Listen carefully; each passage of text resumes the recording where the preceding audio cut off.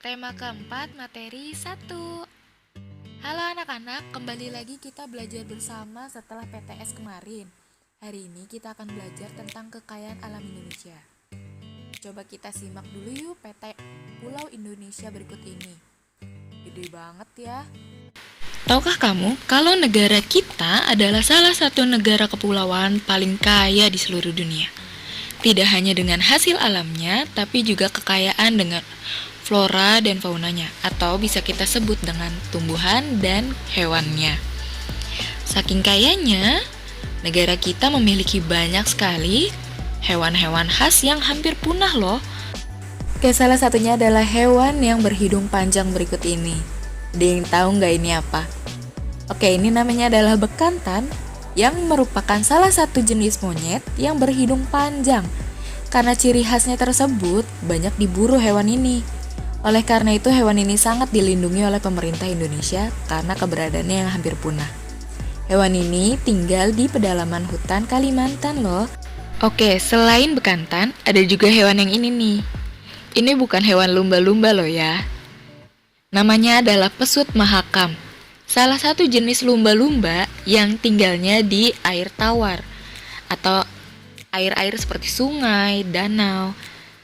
Hewan ini tinggalnya di Sungai Mahakam, Kalimantan.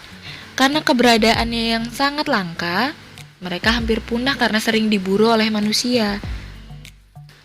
Oleh karena itu, pemerintah Indonesia sangat melindungi hewan ini. Dan hewan ini adalah salah satu jenis hewan purba loh. Tadi Bu Devi sudah menyebutkan dua jenis hewan yang hampir punah.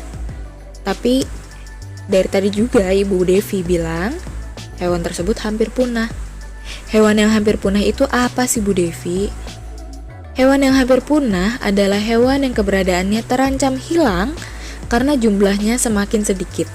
Hal ini terjadi akibat ulah manusia yang tidak bertanggung jawab karena sering memburu hewan-hewan tersebut.